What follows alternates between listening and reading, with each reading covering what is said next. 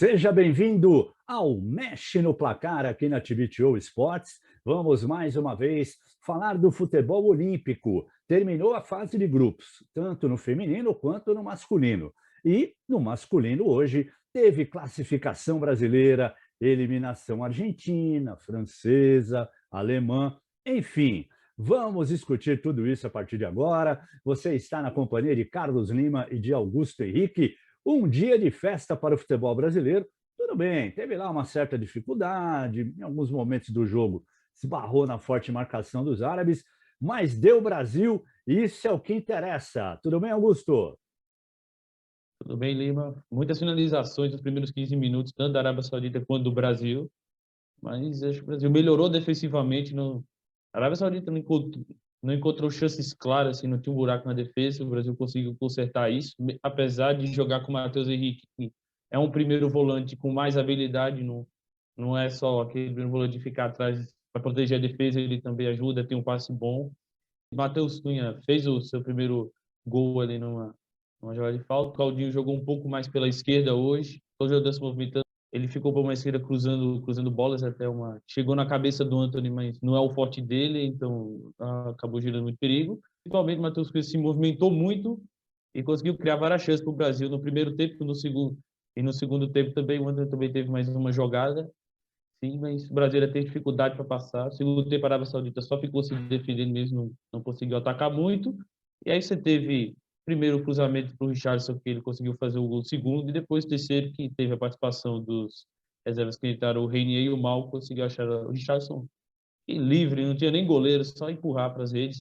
Eu acho que hoje também o Brasil acionou mais o Arana, isso é bom, né? O Arana é um cara que apoia muito bem. No jogo passado contra a Costa do Marfim, achei que o Brasil teve pouquíssima jogada pelo lado esquerdo, hoje a coisa já caminhou um pouco melhor, além da sempre boa alternativa do lado direito, com o Antony ou com o Malcom, com o Daniel Alves, enfim, o Brasil joga melhor pelo lado direito, mas não pode esquecer o Arana, que é um cara que não só prepara jogadas, faz cruzamentos, como bate bem na bola. Hoje mesmo ele deu um chute de fora da área, muito bonito, se entra, seria um golaço, né? Aquela batida clássica que entraria no ângulo, lamentavelmente a bola não entrou.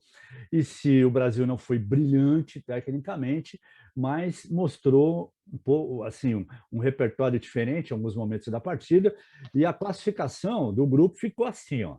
Brasil com 7 pontos ganhos e 4 gols de saldo, Costa do Marfim, 5 pontos e 1 gol de saldo. Alemanha, 4 pontos, menos 1 de saldo. E a Arábia, coitada, não fez nenhum pontinho e ainda vai embora para casa com menos 4 de saldo. Né? Lembrando que a Alemanha, a exemplo do Brasil também, não conseguiu romper o forte esquema defensivo da Costa do Marfim, que é um time chato. Né? Não é um time brilhante, mas é um time chato para você jogar contra. Né? E realmente pode até surpreender aí na sequência da competição. E por se falar em sequência, o Brasil, daqui a pouco a gente vai falar dos jogos das quartas de final, tem um detalhe em relação ao Richarlison. A sequência do Richarlison na competição pode ser importante não só pelo fato dele ajudar o Brasil a, quem sabe, conquistar mais uma medalha, mas pelo lado pessoal. Hoje ele tem 5 gols. Se ele fizer mais 2 até o final da competição, ele vai se igualar ao Romário, que na Olimpíada de 88 em Seul terminou como artilheiro com 7 gols. O Leandro Damião, em 2012, marcou 6 gols. E o Bebeto, também com 6 gols, foi artilheiro em 1996. O Richarlison já igualou a marca do Ronaldo Fenômeno, que também em 96 marcou 5 gols. Então, são números aí animadores, né, para o Richarlison, que é o artilheiro no masculino, né, por enquanto, com 5 gols. Mas ainda no grupo D, no grupo do Brasil, né, que a gente já deu uma passadinha e tal, rápida, não podemos deixar de falar dessa eliminação da Alemanha. Né? A Alemanha foi vice-campeã em 2016 e patinou legal nessa edição lá no Japão. E, a exemplo do Brasil, não conseguiu passar pela retranca da Costa do Marfim, que é um time muito bem armado no setor defensivo. Saiu atrás com um gol contra do Henriques, Ele foi dar aquele carrinho para cortar a bola, meteu contra as suas próprias redes. E depois, num belo gol de falta do Leuven, o time alemão empatou, ainda tinha lá uns 20 minutos para tentar virar, mas não conseguiu. Foi uma decepção a Alemanha. A Alemanha pressionou muito no primeiro tempo, principalmente com o centroavante Ragnar. Também teve bem a entrada do Richter, que substituiu o Tuchel. Mas no final a Alemanha pressionou, mas acabou não alcançando o gol. E no segundo tempo a coisa cresceu, porque a Alemanha não conseguiu mais atacar tanto, provavelmente os jogadores ficaram cansados. Lembrando que tem feito um calor fortíssimo no Japão. Isso, é claro, desgasta mais os jogadores. Mas é aquela história: o calor é para os dois lados, né? Então, um sofre mais, outro sofre um pouco menos. É claro que o pessoal da Costa do Marfim está muito mais acostumado com clima quente do que os alemães. Foi uma manhã aqui no Brasil, tarde e noite lá para eles, no Japão, deliciosa para os jogadores brasileiros. Por quê? Porque o Brasil jogou em Saitama, ganhou da Arábia Saudita. Richarlison isolado na artilharia. E aí o que eles fizeram? Já que estamos aqui mesmo, não vamos embora, não. Vamos ficar mais um pouquinho. Só que agora, em vez de ficar dentro de campo, tá, onde a gente já jogou, vamos lá para as tribunas, para as arquibancadas, dar uma olhadinha no jogo da Espanha com a Argentina para ver o que acontece. E olha aí o resultado. Ó. A Argentina eliminada e os brasileiros não perdoados. Né? Essa foto aí foi do Instagram do Douglas Luiz, né? Os brasileiros tirando onda, tchau, hermanitos, por causa daquelas provocações do Di Maria, né? Do pessoal que ganhou a Copa América com o time principal em cima do Brasil no Maracanã recentemente. Quando o Richarlison marcou 3 gols na primeira partida, o Di Maria, mas na final da Copa América você não fez nada, tal. Outros jogadores da Argentina também cutucaram o Richarlison. Então agora tiveram o troco, porque a Argentina está eliminada da Olimpíada. Antes do Augusto falar, só confirmando aí os números do grupo. Né? A Espanha empatou com a Argentina 1-1, chegou a 5 pontos, com um saldo de gols de 1. O Egito fez 2-0 na Austrália, a Austrália que havia vencido a Argentina na primeira rodada, aí o Egito pulou para 4 pontos, com um saldo melhor que a equipe argentina, tem um saldo de 1, ficou em segundo. A Argentina com 4 pontos e menos 1 de saldo, e a Austrália com apenas 3 pontos e menos 1 de saldo, são as equipes eliminadas. E foi um bom jogo, hein, da Espanha com a Argentina, mas com a Espanha melhor. Eu achei a Espanha, não sei o que você achou, eu achei que a Espanha jogou melhor, teve mais variação de jogadas pela direita, pela esquerda, enquanto que a Argentina se preocupou mais em bater do que jogar bola. Aliás, como eles fizeram na final da Copa América aqui contra o Brasil no Maracanã, com a seleção principal, eles tentaram fazer com a Espanha hoje, lá no Japão. A Espanha jogou melhor, assim. A Argentina até conseguiu chegar algumas vezes, mas na maioria das vezes em perigo. A Espanha, sim, conseguiu botar muito perigo. Foi a Sava jogando, mais uma vez, muito bem. Coreia, né, na lateral esquerda também muito bem. E a Espanha, no geral, mostrou o estilo de jogo que pode ser considerado mortal, que é você ter uma alta posse de bola, mas quando você chega perto do campo do adversário, você ter aqueles passes decisivos, conseguir ter jogadores livres para marcar, inclusive o gol da Espanha foi um belo gol. A Espanha jogou melhor, merecia até a vitória. O gol da Espanha foi do Mikel Merino aos 21 do segundo tempo. E a Argentina empatou num escanteio, né, uma cabeçada do Belmonte, Tomás Belmonte, a 3 minutos do final. Aí a Argentina ainda desesperadamente tentou a virada, mas não conseguiu e acabou dando adeus à Olimpíada. Portanto, o time argentino também fora. Espanha e Egito. Aliás, daqui a pouco a gente vai falar o Egito, que é o próximo adversário do Brasil, agora já nas quartas de final. Vamos então para o grupo B, Coreia do Sul, hein? Eu disse na primeira rodada, olho na Coreia. Ela até perdeu o primeiro jogo, né? Mas eu falei, fiquem de olho na Coreia do Sul. Não é um super time, mas é um time de toques rápidos, é um time que joga leve, né? Alegre, né? Eles jogam com alegria, com felicidade. E às vezes é difícil enfrentar esse tipo de time. Hoje, o que aconteceu? Eles detonaram a seleção de Honduras. Tudo bem que Honduras não é nenhuma potência no cenário mundial, mas ganhou de 6-0. E um curiosidade que 3 dos 6 gols foram de pênalti, os pênaltis existiram, né? E a Coreia do Sul foi lá e passou o trator em cima da equipe hondurenha, né? E o outro time classificado foi a Nova Zelândia. A Coreia do Sul com 6 pontos, 9 de saldo, a Nova Zelândia com 4 pontos, nenhum gol de saldo, a Romênia também com 4 pontos, mas ficou com um saldo de -3, e o time de Honduras, com a goleada que tomou hoje, né, terminou com 3 pontos e um saldo negativo de 6. Olho na Coreia do Sul, Augusto. Coreia do Sul mais pelo conjunto coletivo, a Nova Zelândia por ter jogador mais experiente com experiência de campeonato inglês, nível europeu. São 2 times para ter cuidado, principalmente se o Brasil acabar pegando mais adiante em uma semifinal. A Nova Zelândia que segurou ali heroicamente o empate de 0-0 contra a Romênia, empate esse que garantiu o time neozelandês na próxima fase da competição. E agora o grupo A, hein? Também com informações e detalhes bem interessantes, porque é um grupo onde estava a França, onde está o Japão. Japão, para mim, é a sensação até agora desses Jogos Olímpicos no futebol, né? Não só porque está em casa, mas porque está jogando bem. E hoje a França sentiu a força do futebol japonês. 4-0 para o Japão. No outro jogo, o México fez 3-0 na África do Sul, também confirmando a sua classificação. E o detalhe é o seguinte: os números estão aí na tela, né? França 9 pontos, México 6, França 3, África do Sul 0. O detalhe é o seguinte: o time francês tomou 11 gols em 3 jogos, né? 11. Foi o único time que conseguiu tomar gol da África do Sul e tomou 3. Então, a África do Sul não fez gol no México, não fez gol no Japão e fez 3 gols no time da França. E foi a única vitória da França, 4-3, aquele jogo que o Gignac fez o hat-trick, naquele momento assumia a liderança da artilharia e tal, e hoje foi ultrapassado pelo Richarlison.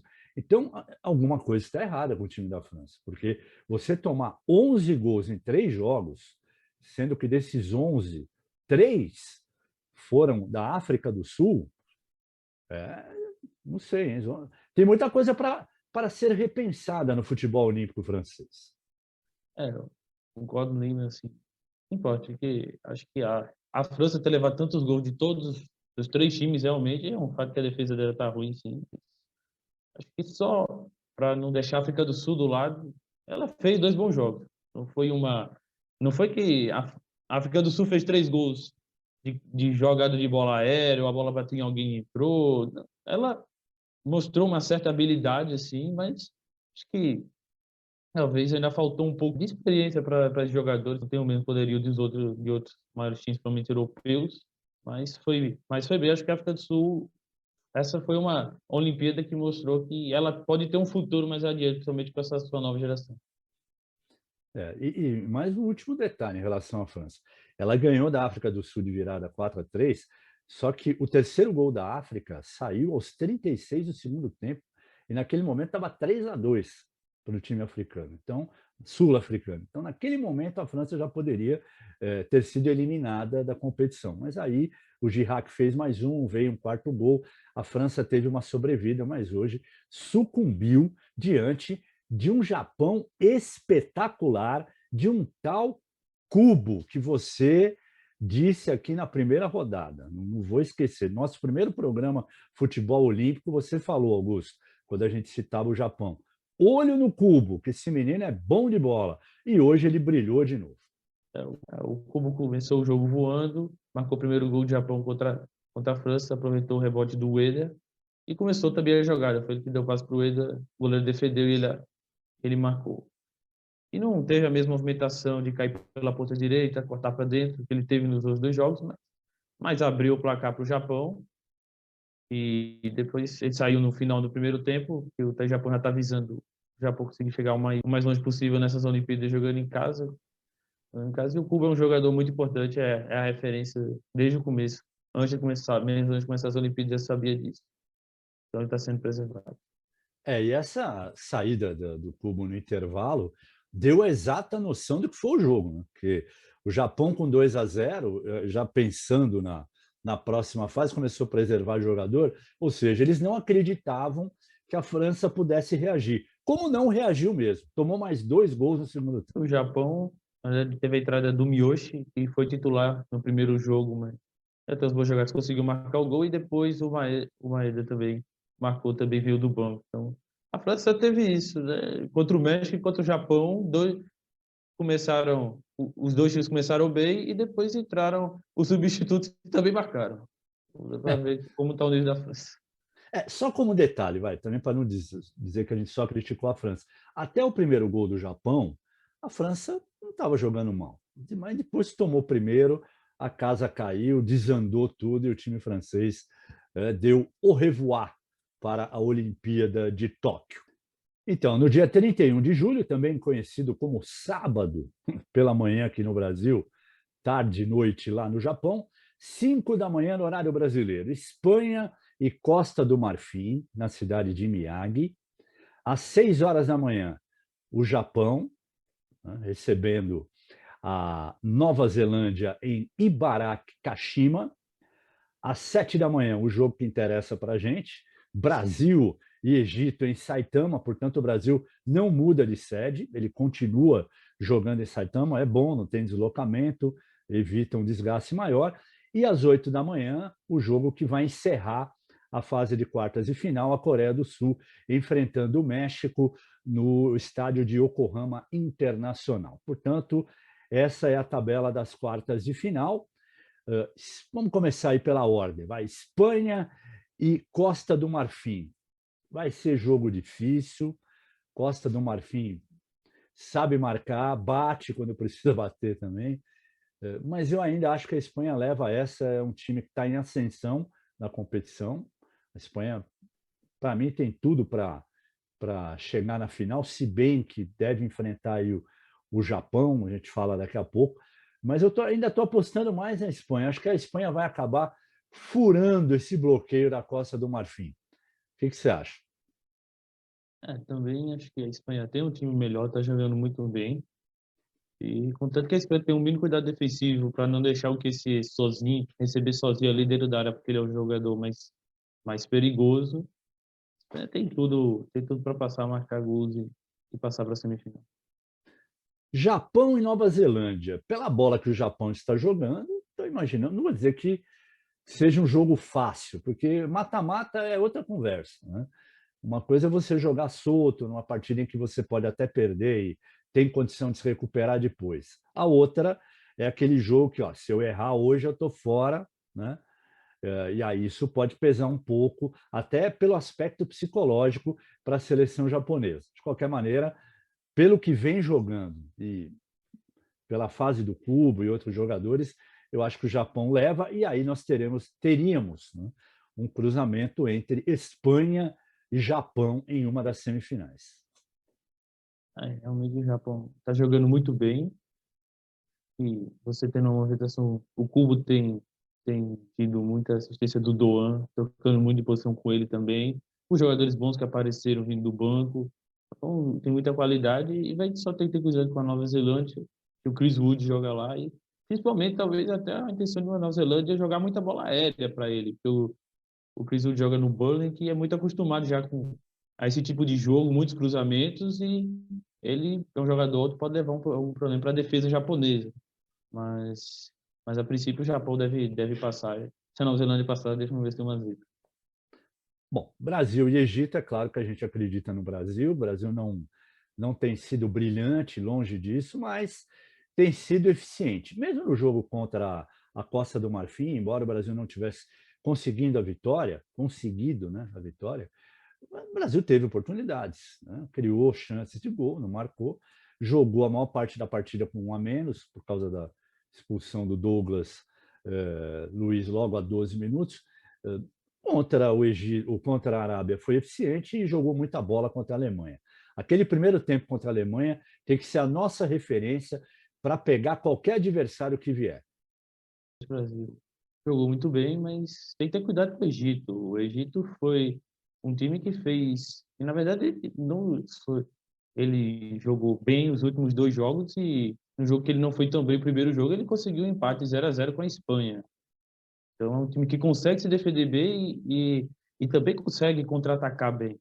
E também quando chega no ataque, ele consegue fazer jogadas. Os 2 gols do Egito foram de jogadas bem trabalhadas. Então é um time que quando chega no ataque pode levar perigo para o Brasil. O Brasil tem que ter cuidado com esses contra-ataques. Na defesa, o Egito que também conta com Salah. Salah Mose, que apesar de tudo de Salah, não foi tão bem no jogo, recebeu 2 chances, não foi bem. Vamos esperar que esse Salah continue mal contra o Brasil, não resolva jogar bem exatamente contra a nossa seleção. O Egito ganhou o jogo, tal, se classificou, mas as 2 chances que o tal do Salah Mosen teve, né, na partida contra a Austrália, ele acabou se complicando, o camisa 7 da seleção egípcia. Continue assim, Salah, continue assim. E para fechar, Coreia do Sul e México. Aí um jogo bem interessante, hein? Eu confesso que eu não consigo apontar um favorito. Teoricamente seria o México, pela tradição, aquela coisa toda. Mas a Coreia vem jogando bem, fazendo muitos gols. Olha, eu vou dar um mero palpite, sem convicção nenhuma, né? Eu acho um jogo muito equilibrado. Mas eu acho que a Coreia vai levar essa. Aí eu vou discordar já. Eu tendo mais para o México, porque o México, pela qualidade de jogadores, o México não é tão tem destaques individuais. O Vega é um bom jogador e também o México tem uma jogada interessante também, que é o Córdoba, que é um meia que vem de trás, assim, geralmente ele consegue receber a bola ali dentro da área e enganar, fez alguns gols e tá praticamente, geralmente ele sempre consegue fazer essa jogada pelo menos uma vez por jogo, então acho que é perigoso, acho que pela qualidade individual dos seus jogadores, e a Coreia do Sul é mais pelo coletivo, então acho que o México leva vantagem nessa parte individual, mas vai ser um jogo apertado, ser um jogo bem difícil, qualquer um. Não, o México só é um pouco mais favorito, na minha opinião. Bem, agora vamos falar das mulheres. Terminou também a fase de grupos do futebol feminino, aliás, terminou antes até do que o futebol masculino. O Brasil ficou em segundo lugar no grupo F, a Holanda somou os mesmos 7 pontos do Brasil, mas veja que o saldo de gols da Holanda é de 13, do Brasil 8. Por quê?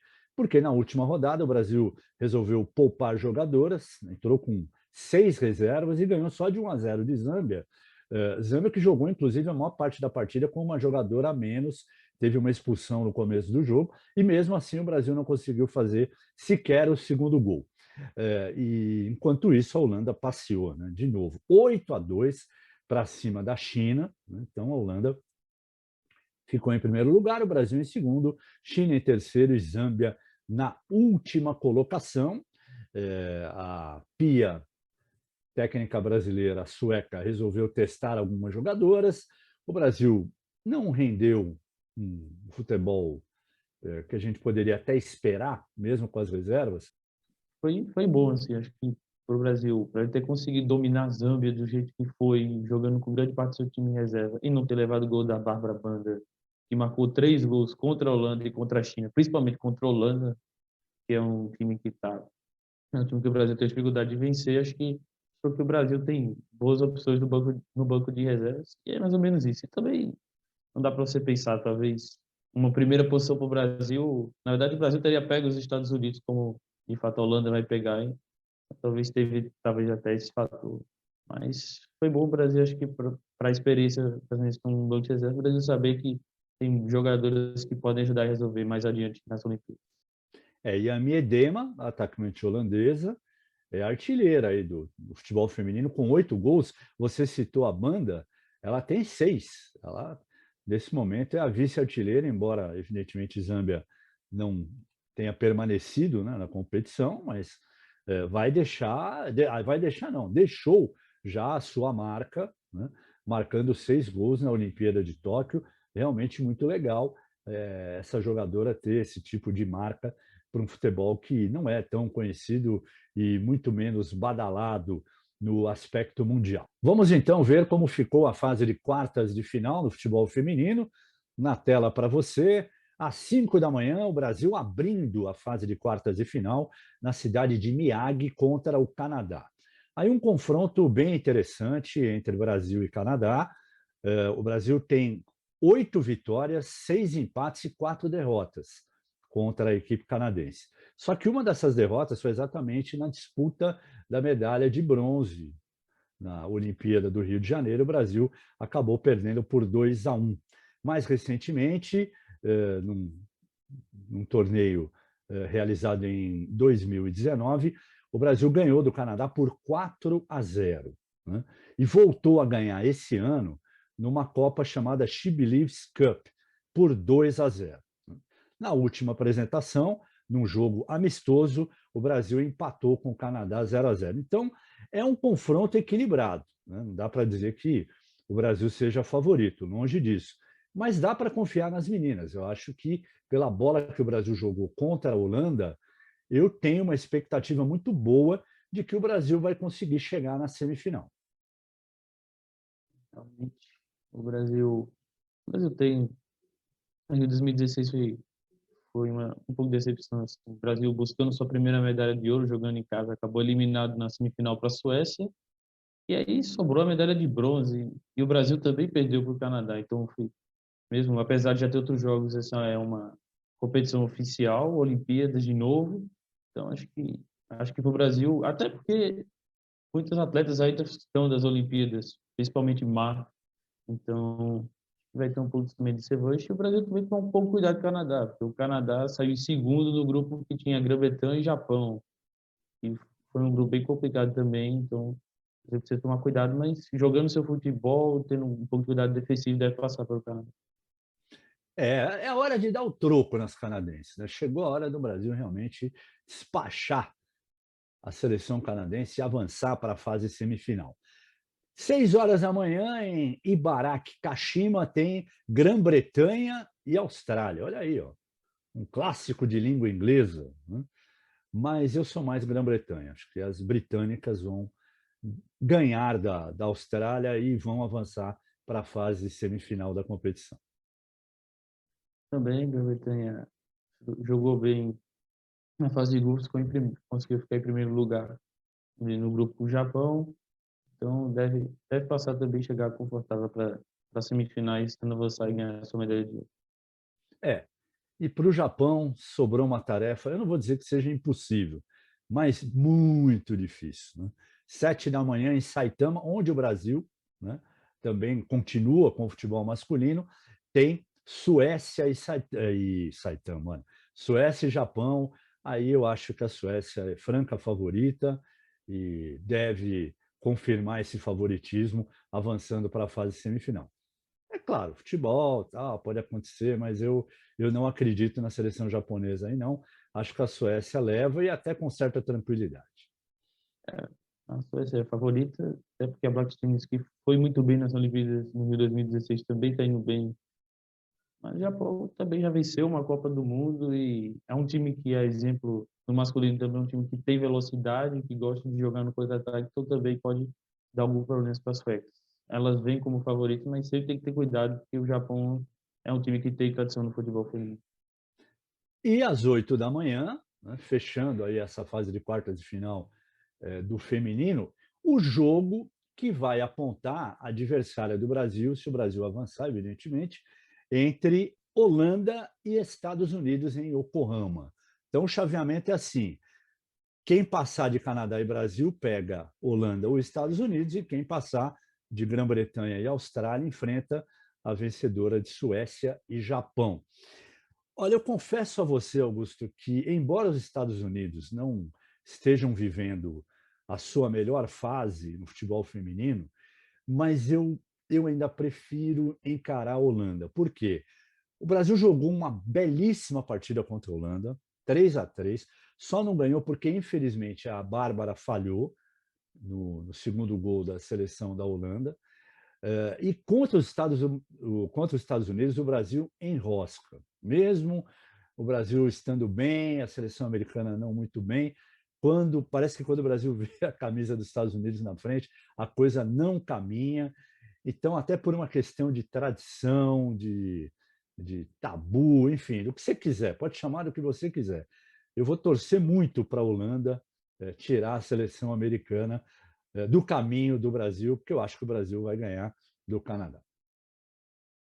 Os Estados Unidos, ele tem toda a sua tradição, apesar de não vem numa fase tão boa, mas vai se passar para que briga, até porque o Brasil já perdeu 2 medalhas olímpicas consecutivas, inclusive, foram 2 medalhas de prata consecutivas, e o Brasil perdeu na final para os Estados Unidos, então tem isso, mas também tem outro lado, né, pode ser uma boa hora também de quebrar o tabu, claro que Tem isso também. Tabus existem para serem quebrados, por que não?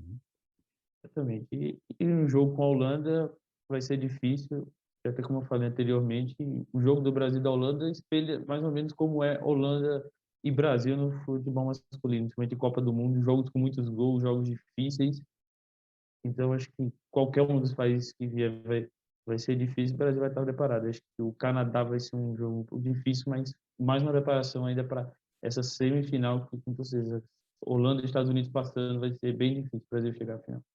Você falou bonito, deu números, mas não falou quem vai ganhar, Augusto. Vai, não pode ficar em cima do muro, não. Eu vou, eu vou mais de Holanda. Os Estados Unidos pode ter tradição, tudo, mas eu não vejo, acho que o jogo acabou empatado com a Austrália, tem tudo aquilo de os 30 minutos do segundo tempo, os Estados Unidos ia se classificar, tudo bem, mas acho que os Estados Unidos na Copa do Mundo, a Rafa jogou muito bem e ela não marcou gol ainda nessa Copa do Mundo, na Olimpíada, então acho que os Estados Unidos vem um pouco mais fraco. E a Holanda vem com a artilheira do campeonato, então acho que a Holanda vem mais forte, ela é um pouco mais favorita. Eu acho que a Holanda vai passar. Bom, então eu e o Augusto aqui entramos num consenso, né? Então, para nós, depois a gente vai ver se a gente acertou ou errou, nós teremos numa semifinal Suécia e Grã-Bretanha e na outra Brasil e Holanda, né? Depois a gente vai ver se a gente acertou ou se a gente errou. Mas aqui ninguém fica em cima do muro, ok? Podemos até errar, mas em cima do muro, jamais. E a gente já começa a viver essa expectativa, tanto do futebol feminino na sexta, quanto no futebol masculino no sábado. E vamos dar uma olhadinha no clima das meninas, depois que elas conseguiram a classificação para a fase de quartas de final, dentro do ônibus da seleção brasileira. Olha que legal.